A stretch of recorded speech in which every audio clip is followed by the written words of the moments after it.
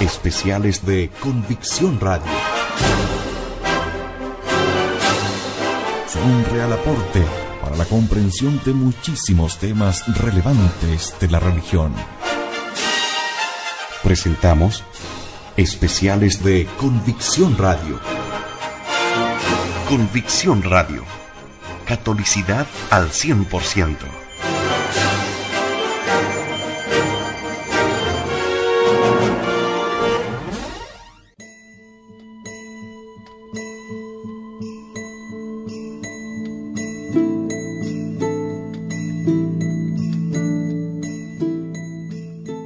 Hola queridos amigos que nos escuchan, el día de hoy hemos escogido un tema histórico para referirnos y lo hemos escogido especialmente en vista del vergonzoso silencio, indiferencia con el cual se han cumplido en octubre del año pasado 50 años de la Revolución Húngara Anticomunista de 1956. Estos sangrientos y dolorosos eventos tuvieron ocasión entre el 23 de octubre y el 4 de noviembre de 1956.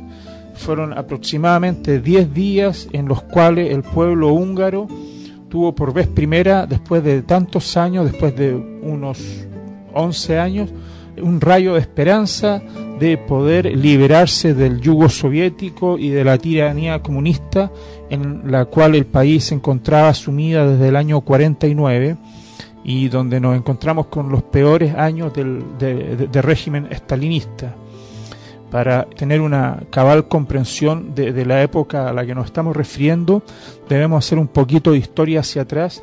Nosotros sabemos que Hungría fue una aliada de la Alemania nazi durante la Segunda Guerra Mundial, puesto que Alemania ofreció a los húngaros la posibilidad de recuperar los territorios que injustamente les fueron arrebatados al finalizar la Primera Guerra Mundial. Tenemos que tener presente que Hungría perdió 2/3 de su territorio con ocasión del Tratado de 1920 de Trianón, que en verdad no fue sino una imposición de los aliados vencedores de la Primera Guerra Mundial a el noble reino húngaro.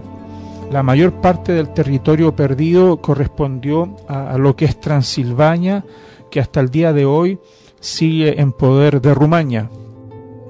Un país muy poco progresista, de religión sobre todo ortodoxa, y que también cayó bajo la bota comunista finalmente a fines de la Segunda Guerra Mundial. Como les explicaba, hubo un titánico esfuerzo de soldados alemanes y húngaros por defender a Hungría a fines de la Segunda Guerra Mundial. Estamos hablando de por ahí por octubre del año 44 a los primeros meses del año 45, en los cuales los húngaros lucharon con gran denuedo codo a codo con los alemanes en contra de fuerzas abrumadoramente superiores en número del enemigo soviético. Estamos hablando de aproximadamente 70.000 soldados entre alemanes y húngaros en contra de aproximadamente unos 240.000-260.000 soldados de divisiones rusas. O sea, había una desproporción de 3-1 aproximadamente, y sin perjuicio de ello, durante varios meses los húngaros fueron capaces de contener el avance ruso, y con esto también hicieron un favor inmenso a Europa occidental, puesto que si los húngaros no hubiesen opuesto esta defensa tan dura al agresor ruso, a lo mejor la Alemania entera habría caído bajo la bota soviética y la historia habría tenido un curso muy distinto al que tuvo.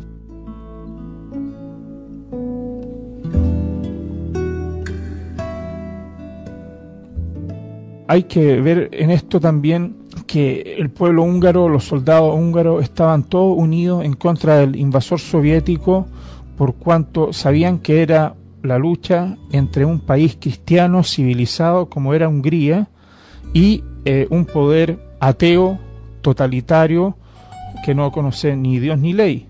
En este sentido, siempre se dice que todas las guerras son horribles. Eso es cierto, todas traen muchas desgracias consigo, pero sin lugar a dudas hay una manera cristiana de guerrear, hay una cierta ética a la cual se atienen soldados cristianos, y en ese sentido es notable ver, por ejemplo, el contraste entre los soldados alemanes que invadieron Hungría para la posterior defensa frente a los rusos y los invasores soviéticos, por cuanto, por ejemplo, una persona podía comentar que los alemanes tenían una personalidad un poco arrogante, pero que sin perjuicio de ello se preocupaban del bienestar real de la gente, les interesaba eso.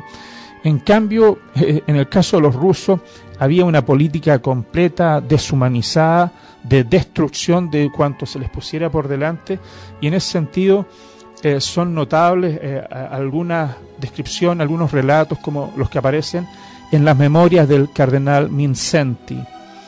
Así, por ejemplo, en esta encuentro el siguiente párrafo: la reunión entre el obispo Mikes y mí en los cuarteles, llamémoslo así, de la cárcel de Sopron fue nuestra última. Los horrores de la así llamada liberación resultaron en la muerte de este obispo. Después de que las tropas rusas alcanzaron el pueblo donde él vivía, soldados borrachos trataban de violar a las mujeres y niñas.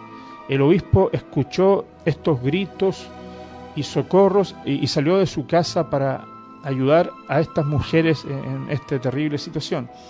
En este momento su mano vuela hacia su lado izquierdo y él cae sin vida en los peldaños de este lugar.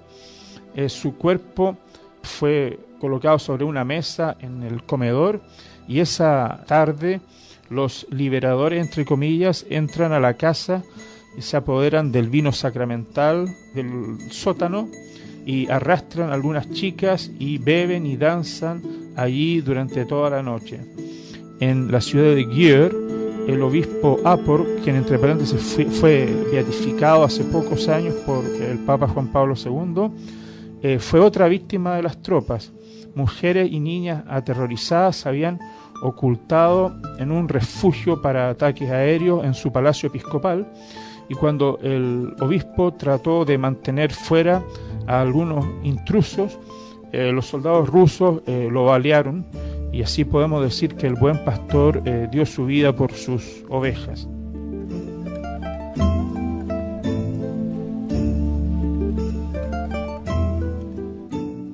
En otro libro muy interesante que habla de todo este tema húngaro, Rebelión, la pesadilla de una nación, Hungría 1956, del escritor británico David Irving, él se refiere algo a la así llamada liberación por parte de los rusos, en la cual habría que decir que los húngaros fueron liberados de sí mismos.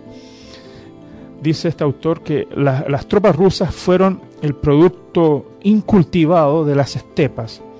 Los húngaros observaban atónitos cómo sus invasores trataban de lavar pescado mojando estos en los toilets, ¿ah? Y el pez huía y el sorprendido soldado ruso golpeaba a los dueños de casa en venganza. Los soldados saqueaban y robaban y asesinaban.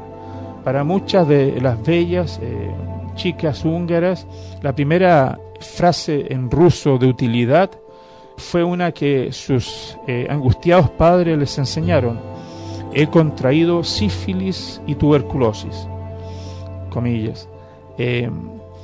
Un típico ingeniero de motores de automóviles húngaro aprende que su bella secretaria y su hija han sido violadas por 12 soldados rusos, y en el pueblo de un pariente estos también violan a una mujer y balean a su madre y a su hijo cuando ellos tratan de protegerla.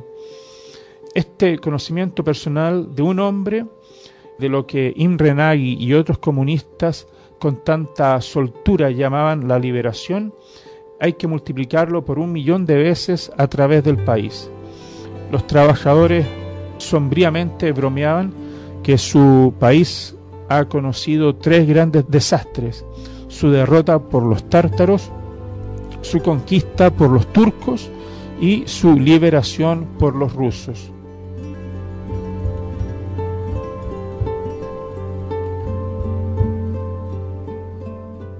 ¿Qué podemos decir respecto también de esto? Bueno, ya algo se ha dicho. Ahora hay que ver, a partir de aproximadamente 1949, los comunistas, apoyados por los rusos, se apoderan definitivamente de todo el poder político. En el año 1949 hubo una elección en la cual hubo una lista única de candidatos, obviamente los comunistas, y ellos obtuvieron el 95% de los votos. Y claro, en esta curiosa elección, naturalmente, el país se hundió en la más cruda dictadura.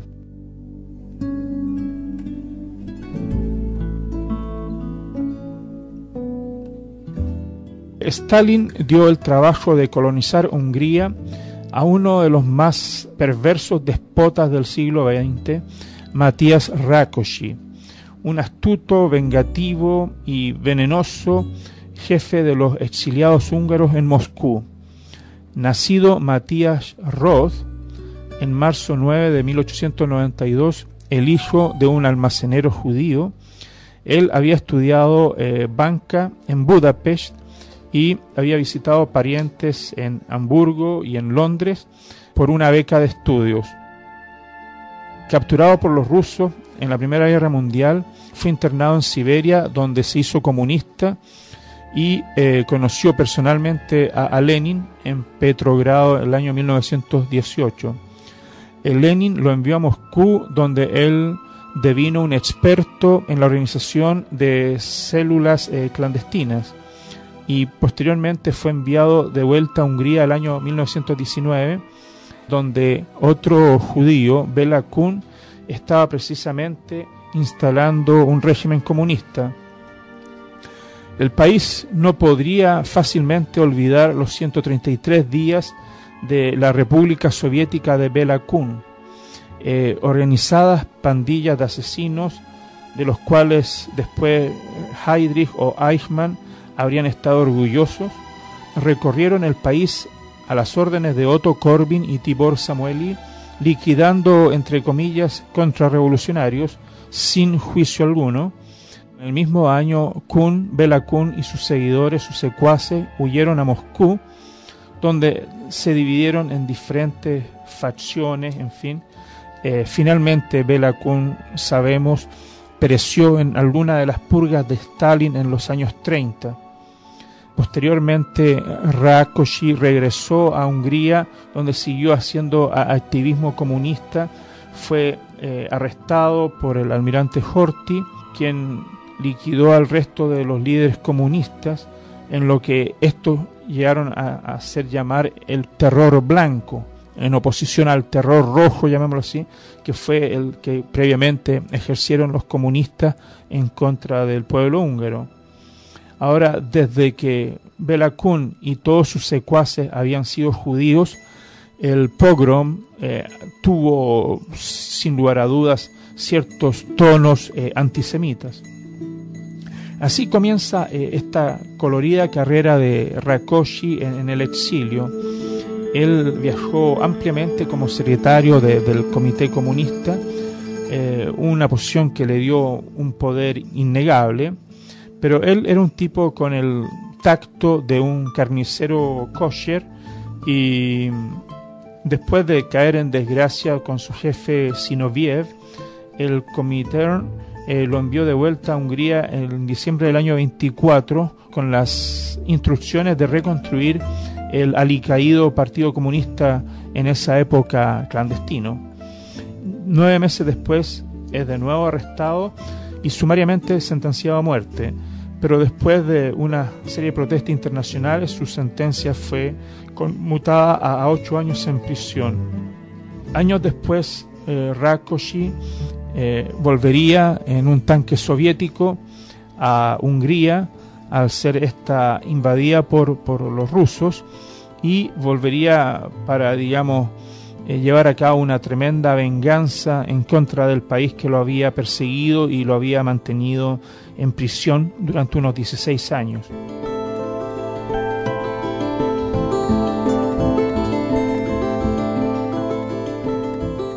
Ahora me voy a referir un poco a uno de sus instrumentos predilectos, que fue la utilización de una policía secreta. ¿Y cuáles fueron los métodos de esta? Que es una típica característica de algunos regímenes totalitarios, en orden por medio del terror, mantener sometida a toda la población. La mal querida u odiada, diríamos mejor, Fuerza de Seguridad Policial se formó el año 44, cuando se instaló un gobierno provisional al este de Hungría, en la ciudad de Debrecen, teniendo unos 22 meses para recibir training, el cual les dio la NKVD, la checa rusa, ¿no?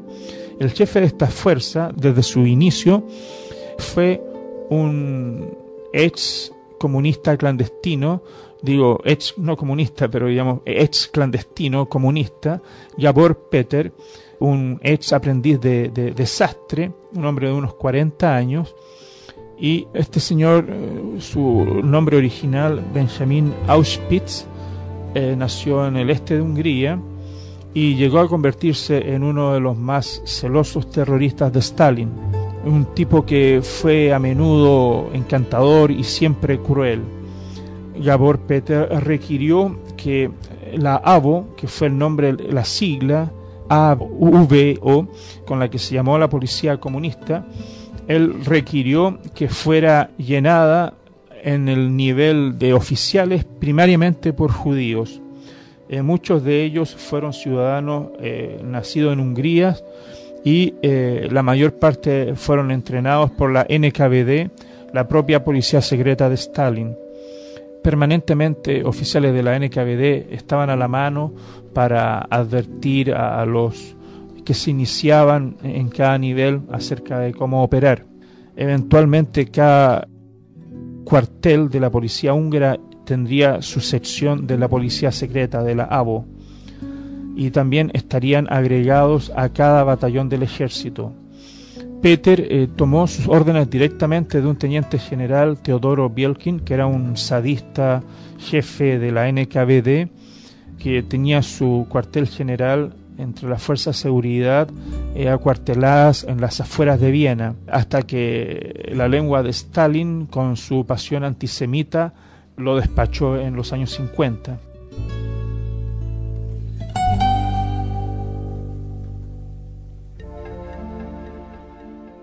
Eventualmente la AVO devendría una fuerza de unos 35.000 hombres. Estamos hablando esto en un país de unos 10 millones de habitantes. Su personal fue reclutado por la NKVD y se les pagaba inflados salarios y un bono especial, se les daba comida gratuita y acomodación barata. En la calle Andrassy estaba el centro Andrassy 60, la calle Andrassy 60, estaba el cuartel general de esta policía, donde estaban los centros nerviosos, digámoslo así, de la AVO y de la NKVD, y estas dos organizaciones estaban ligadas por una angosta puerta de acero. Y curiosamente yo estuve en Hungría el año 2003 y esta misma dirección hoy existe como la Casa del Terror, una especie de macabro museo que rememora lo que alguna vez fue esta casa de horror en la cual la policía comunista aplicaba sus métodos. Esta agencia usaba métodos legendariamente horribles. ¿Qué importa qué tan verdaderas eran estas alegaciones? Estas eran ciertamente creídas por el público. Aquí tengo, entre comillas, dice por ejemplo un chico de colegio de 16 años, mi segundo primo fue reclutado en la AVO, él tenía 25 años, pero él dice que sus nervios fueron arruinados observando los métodos de la AVO. A veces él mencionaba cosas como esta, comillas, ¿qué lugar este Andrassy Utsa o calle número 60? Es muy conveniente que el Danubio esté cerca para hacer a la gente desaparecer. Él me dijo incluso que había una máquina para moler los cuerpos. Este moledor de carne, llamémoslo así, o moledor de cuerpos de la AVO, aparece en un número significativo de entrevistas concedidas después del año 56. Continúa esta persona: en 1948-1949 mi mujer fue arrestada, recuerda un conductor de bus. Ella no habría reportado a un amigo que estaba tratando de irse del país. ¿Cuánto tiempo permaneció tu mujer en prisión? 1 año y medio, responde el otro. ¿Cómo fue ella tratada? Y ahí dice cómo los huesos de sus muñecas fueron quebrados. Ella pasó 33 días con la avo y como resultado de esto ella no tiene dientes. Todos sus dientes de ahora son falsos. Así también ella contrajo neumonía en prisión. A ella se le dijo una y otra vez que si ella era una buena ciudadana, ella estaba obligada a reportar gente que quería escapar de una democracia del pueblo. También importante de considerar es, por ejemplo, el tipo de relación que establecía el poder comunista con las iglesias. Hay que pensar que la Iglesia católica principalmente, pero sin perjuicio de ella, otras iglesias cristianas como calvinistas o luteranos, influían, digamos, en el pensamiento, en los valores de la inmensa mayoría de los húngaros, diríamos fácilmente un 96%. Antes de 1949, y sobre todo por un tiempo después de esa fecha, las iglesias pelearon casi unidas en contra, hicieron una especie de frente unido de iglesias, del año 1945 a 1948. Pero después, cuentan los comunistas, estos quebraron esta unidad de las iglesias, haciendo uso de las posibilidades democráticas de la iglesia reformada calvinista y de la iglesia luterana evangélica. Ellos fueron capaces de movilizar a los creyentes que simpatizaran con la causa comunista. Pero finalmente, en demanda de estas, un acuerdo fue alcanzado el año 48 en el espíritu de mutua indulgencia y comprensión, que asegurara una supuesta coexistencia pacífica entre la democracia popular, o sea, la Hungría comunista, y estas iglesias. La Iglesia Católica había sido la fuerza más poderosa. 2/3 del país eran católicos, pero esta iglesia permaneció implacable. Al tiempo de la reforma agraria, llevada a cabo por Imre Nagy en 1945, la Iglesia Católica era dueña de 1.235.000 acres, y todo esto fue robado de ella. Rákosi así también nacionalizó las escuelas de la iglesia, confiscó sus propiedades y encargó a la policía de seguridad hostigar a los que atendían iglesia. El hecho de atender una ceremonia religiosa fue ingresado en una especie de archivo, cartas de archivo, con una marca negra, digamos, de cada persona. Voy a explicar un poco más adelante en qué consistió eso. Casi todos los monasterios fueron confiscados, las monjas y monjes fueron deportados a pueblos distantes y arrojados con campesinos pobres para generar un fresco odio en contra de las iglesias. Literatura viciosa fue imprimida promoviendo la imagen de un clero que era pervertido sexualmente o viviendo en concubinato con las mujeres de la servidumbre. Monjas fueron el objeto de ridículo, y si un hombre enfermo quería ver a un sacerdote, éste tenía que presentar una solicitud por escrito. Yo recuerdo fehacientemente cómo, conversando con gente de Hungría, ellos estimaban que no menos de unos 200 sacerdotes católicos fueron asesinados, lo que no deja de ser un número bien considerable en un país pequeño de no más de unos 10 millones de personas. Como yo explicaba un poco antes, Rákosi, a esta balbuceante democracia que hubo un poquito los primeros meses o años después del régimen anterior, le puso su camisa de fuerza. Alguien pregunta, ¿cuál es la diferencia que hay entre una democracia y una democracia popular? La respuesta es la siguiente: es la diferencia que hay entre una camisa y una camisa de fuerza.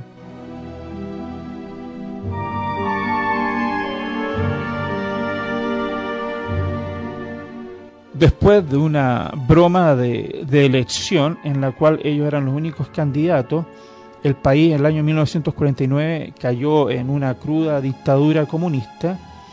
Había un parlamento aprobado de acuerdo a una constitución de estilo soviético, pero el poder efectivamente recaía en el comité central del partido y sus 120 miembros, y sobre todo en su politburo. Y este estaba compuesto por lo que se llegó a llamar el siniestro cuarteto judío, por la denominación de quienes lo integraban, que eran Rákosi, Ernogero, Michel Farkas y otro de apellido Revay, que así fueron conocidos estos cuatro señores, ¿no?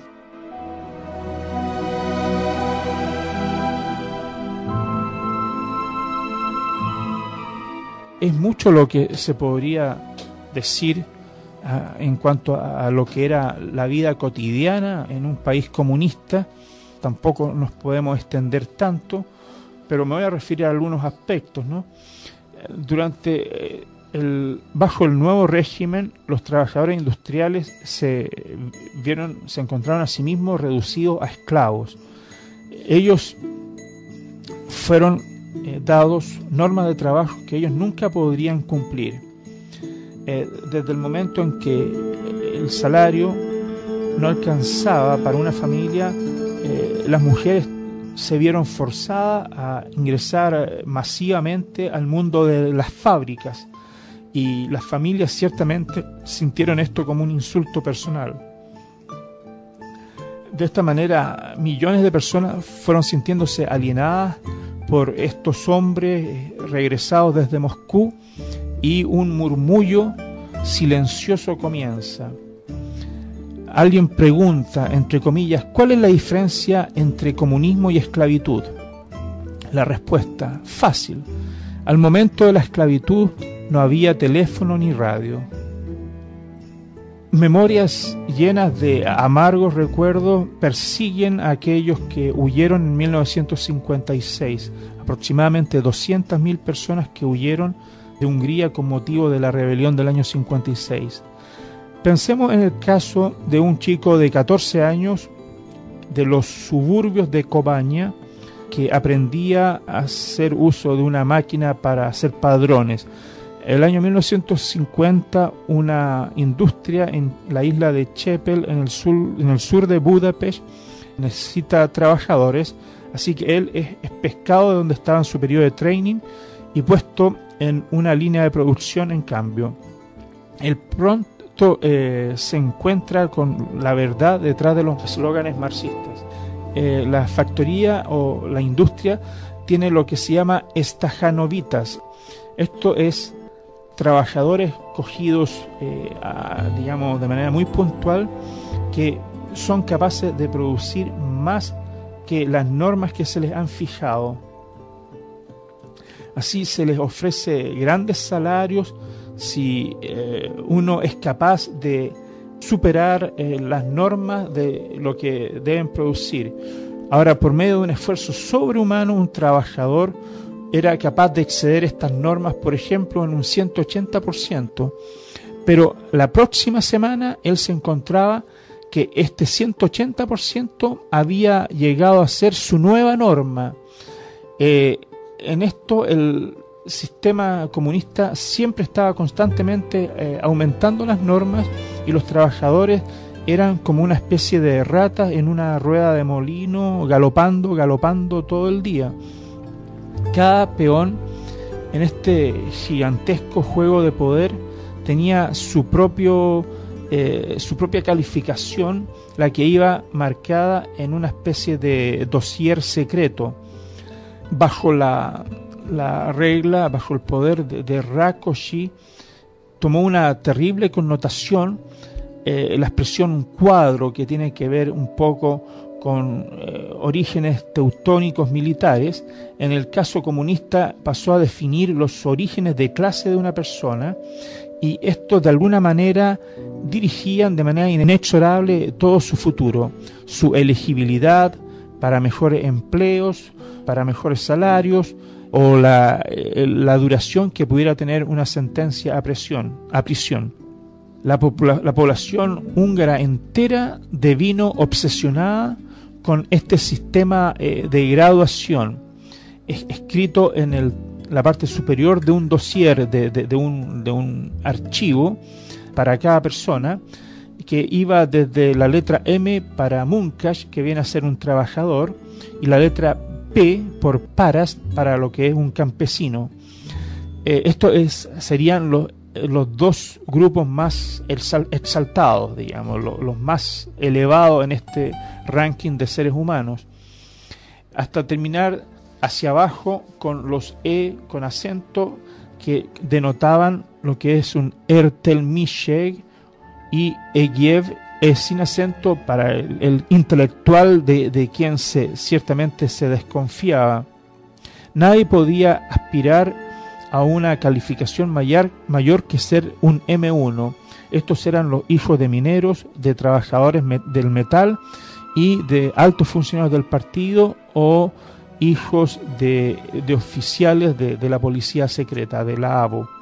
Pero aún un E, o sea, un intelectual, podía mirar hacia abajo, por debajo de su nariz, hacia alguien, porque por debajo de esta categoría venía a haber una subclase o una categoría de mortales que no correspondían a ninguna clase, y hay del que se encontrase en ella, eran los marcados con una letra X. Estos eran los de clase, los enemigos de clase, que eran quienes habían nacido hijos de altos oficiales, de nobles o de servidores del régimen de Horthy, o miembros de lo que alguna vez fueron familias adineradas. La letra X era como una espada de Damocles colgando sobre cada uno de ellos, y una permanente amenaza a sus derechos y libertades. Este sistema de clasificación perseguiría a todo hombre y derrotaría sus sueños y aspiraciones. Era como una sombra sobre la cual ningún hombre podía saltar por todo lo que durase su vida. En ese sentido, yo tengo un recuerdo muy vívido conversando con húngaros que viven en otros países, exiliados, diríamos así, de la época comunista, y como, por ejemplo, el padre de uno de estos amigos había sido un juez durante la época de Horthy, por lo tanto era considerado un enemigo del pueblo, y por lo tanto tuvo que pasar el resto de sus días trabajando como un obrero de fábrica, sin perjuicio de que esa no fuera su vocación o que no estuviera bien preparado para ese tipo de trabajo. No importaba, lo importante era solamente dar vuelta a todas las cosas, y siempre, por supuesto, sucediendo que había ciertos pescadores que en este río revuelto salían ganando.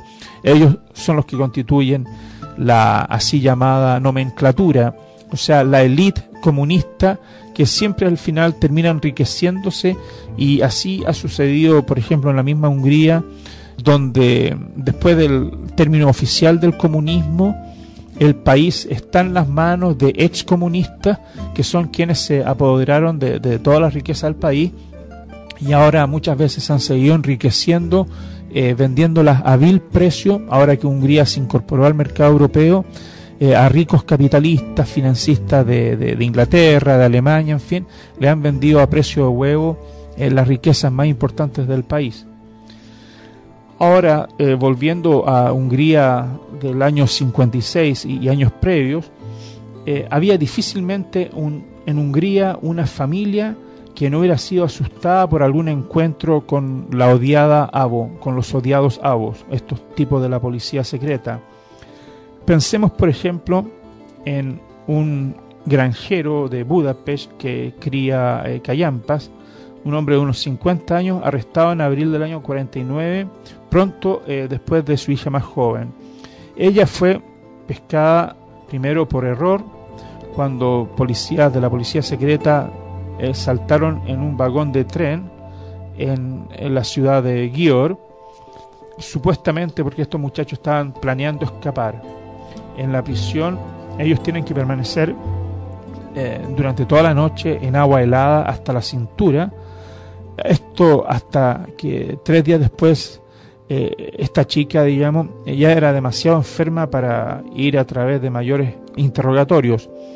Por supuesto, no había nada que ella pudiera confesar, así que después de quebrar su brazo izquierdo y de mantenerla prisionera por 1 año, fue finalmente liberada.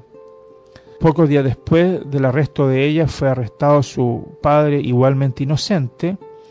Él no fue dicho por qué motivo lo arrestaron, pero fue llevado a una habitación a prueba de ruidos, donde lo colgaron de las manos con una cuerda a un aro que aparecía desde el cielo, desde la habitación. Entonces lo elevan y le sacan sus zapatos y lo empiezan a golpear en sus piernas y en sus pies con un tubo, con una manguera de goma. Esto fue repetido por 3 o 4 días y a ninguna hora a él se le explicó, se le hizo ninguna pregunta. Finalmente fue liberado sin darle ninguna explicación.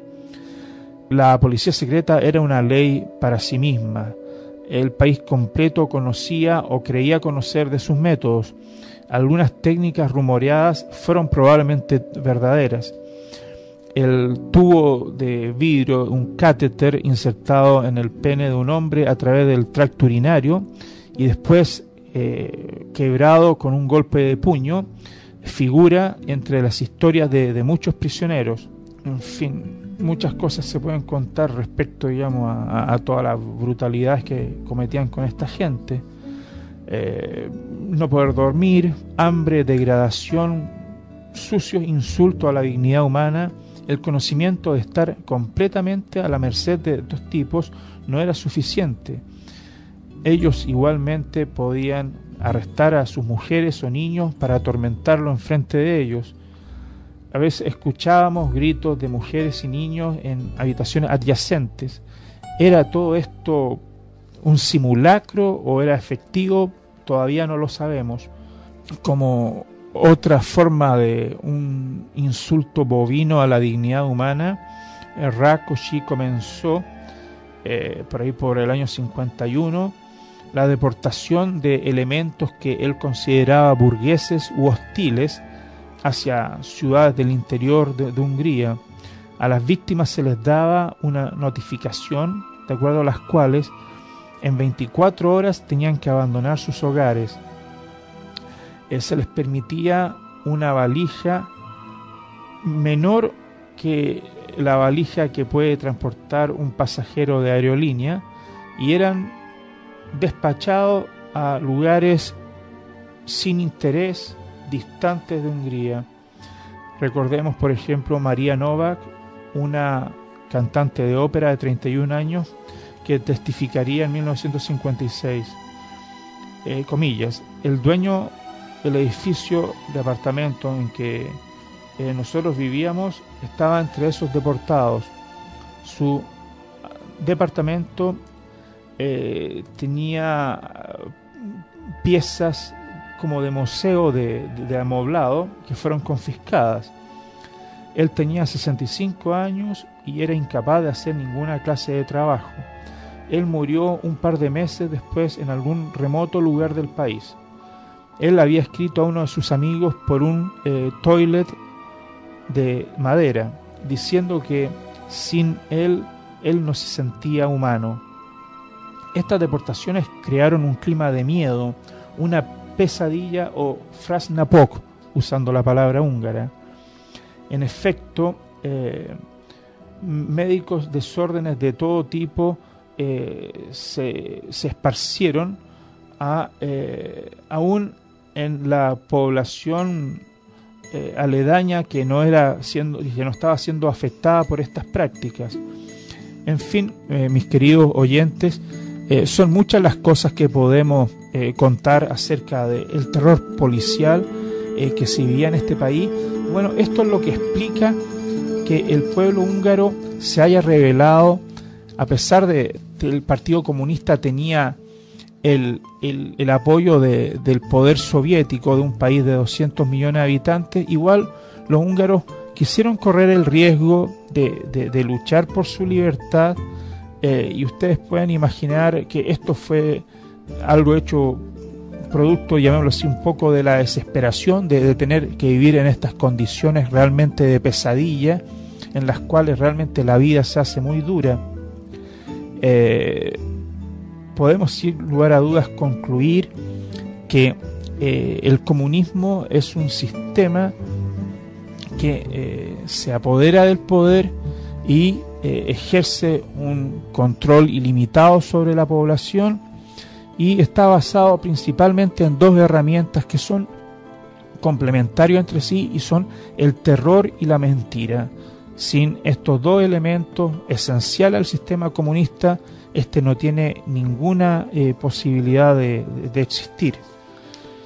Yo quisiera hacer una pequeña, abreviada crónica de los eventos de la rebelión húngara del año 56.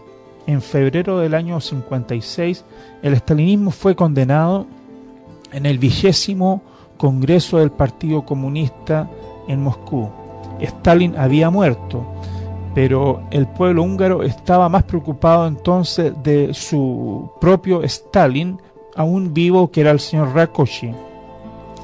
En mayo de este año 56 comienza aún en la prensa del Partido Comunista un cierto criticismo de Rákosi, y finalmente el 18 de julio se produce la caída de este funesto déspota.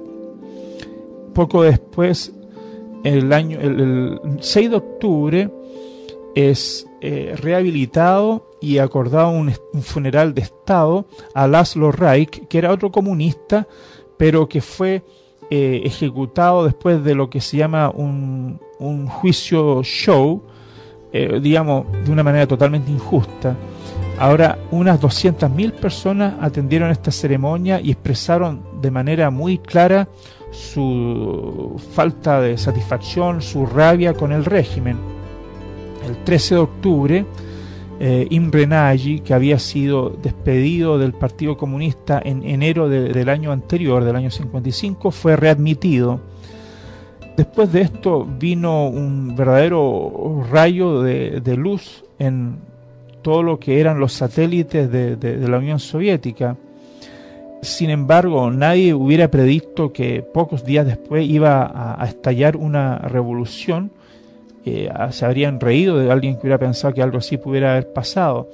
Pero no es imposible pensar que Moscú secretamente promovió esta rebelión de manera de tener un pretexto para intervenir con fuerza excesiva y aplacar en sangre toda oposición. Ahora, en Hungría nadie estaba suficientemente alerta para ver esta trampa.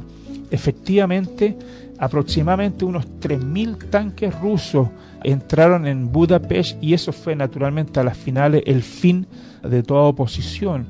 Hay numerosos relatos de heroísmo de civiles, incluso de niños, de adolescentes, hombres y mujeres, como por medio de bombas Molotov destruyeron varios de estos tanques, muchísimas veces al precio de sus propias vidas.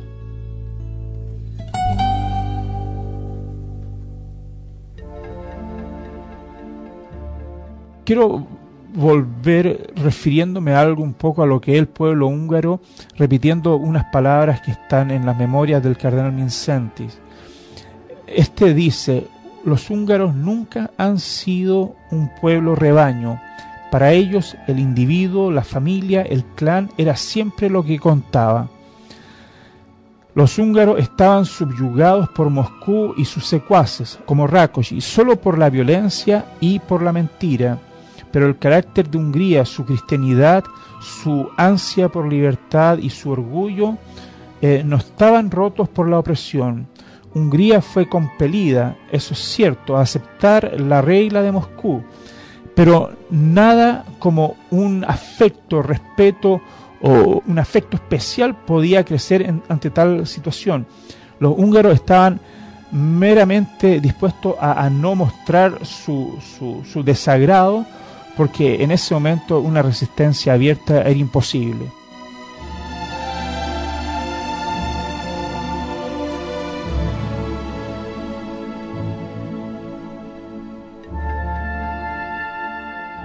Bueno, amigos, terminando con esta breve presentación acerca de la revolución anticomunista de 1956, la gran lección que nos deja es oprobio hacia los traidores, digamos, sobre todo lo que fue Estados Unidos, quienes traicionaron este ejercicio del legítimo derecho de rebelión del pueblo húngaro, al no prestarle la ayuda que tanto merecían y que tanto necesitaban para salir de esta situación desesperada. Y por otro lado, recordar cómo si nosotros no consentimos, no hay poder sobre la tierra que nos pueda arrebatar nuestra fe y nuestra ansia de libertad, que están en el núcleo del alma de todo ser humano.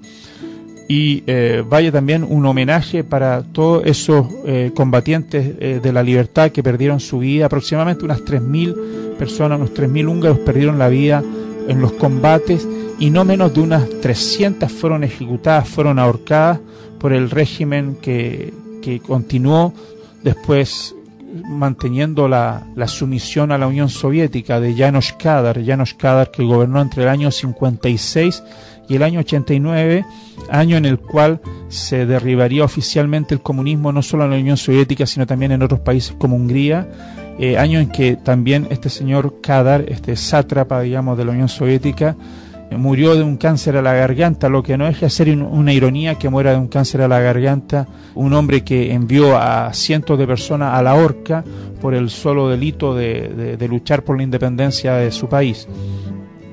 Y finalmente, bueno, la gran conclusión es que el comunismo es un régimen satánico en su naturaleza, que solo es capaz de subsistir por medio de dos elementos como son el terror y la mentira.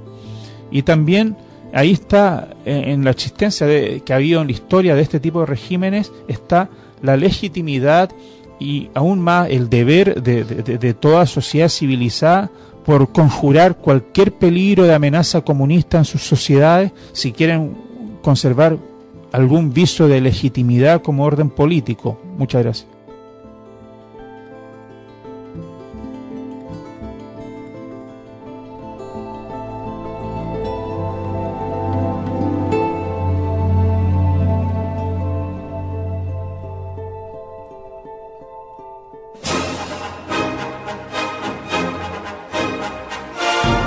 Especiales de Convicción Radio. Son un real aporte para la comprensión de muchísimos temas relevantes de la religión. Presentamos Especiales de Convicción Radio. Convicción Radio. Catolicidad al 100%.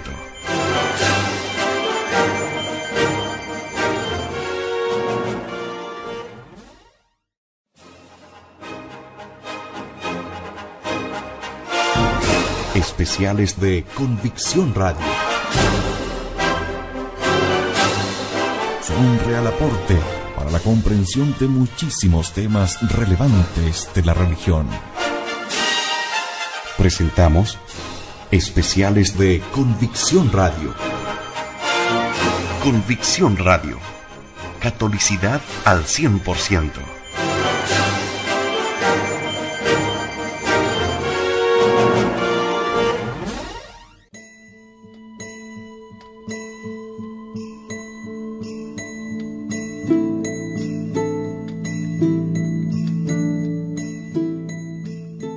Hola queridos amigos que nos escuchan, el día de hoy hemos escogido un tema histórico para referirnos y lo hemos escogido especialmente en vista del vergonzoso silencio, indiferencia con el cual se han cumplido en octubre del año pasado 50 años de la revolución húngara anticomunista de 1956.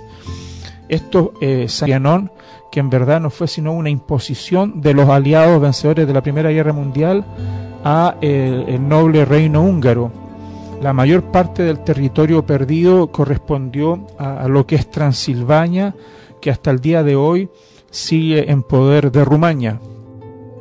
Un país muy poco progresista, de religión sobre todo ortodoxa, y que también cayó bajo la bota comunista finalmente a fines de la Segunda Guerra Mundial. como les explicaba, hubo un titánico esfuerzo de soldados alemanes y húngaros por defender a Hungría a fines de la Segunda Guerra Mundial.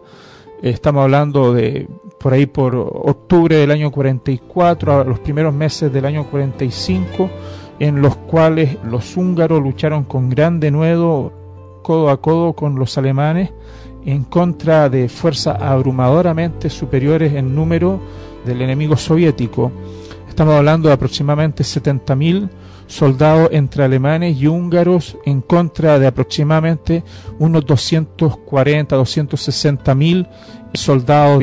Eso es cierto, todas traen muchas desgracias consigo, pero sin lugar a dudas hay una manera cristiana de guerrear, hay una cierta ética a la cual se atienen soldados cristianos, y en ese sentido es notable ver, por ejemplo, el contraste entre los soldados alemanes que invadieron Hungría para la posterior defensa frente a los rusos y los invasores soviéticos, por cuanto, por ejemplo, una persona podía comentar que los alemanes tenían una personalidad un poco arrogante, pero que sin perjuicio de ello se preocupaban del bienestar real de la gente, les interesaba eso.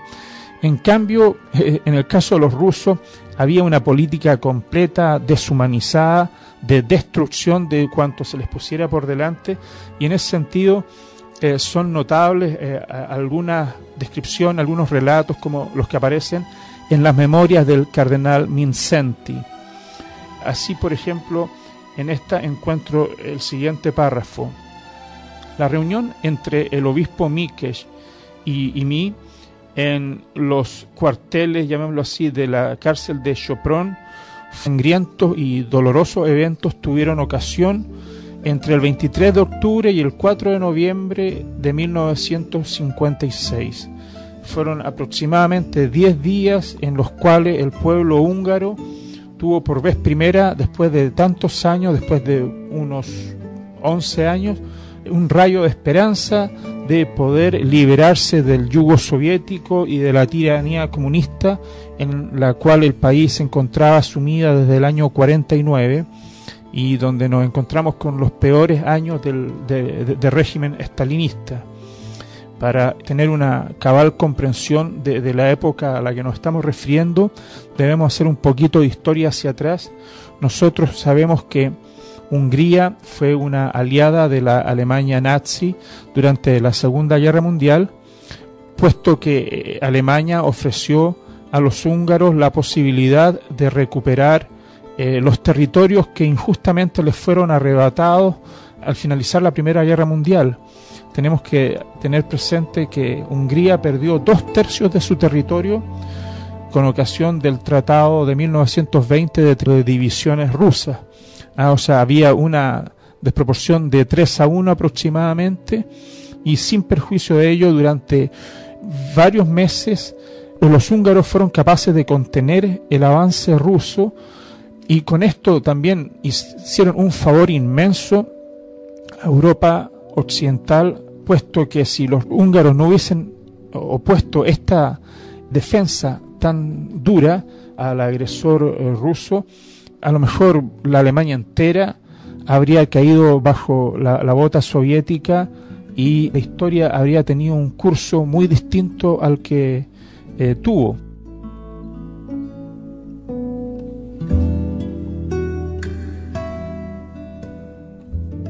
Hay que ver en esto también que el pueblo húngaro, los soldados húngaros, estaban todos unidos en contra del invasor soviético, por cuanto sabían que era la lucha entre un país cristiano civilizado como era Hungría y un poder ateo, totalitario, que no conoce ni Dios ni ley. En este sentido, siempre se dice que todas las guerras son horribles.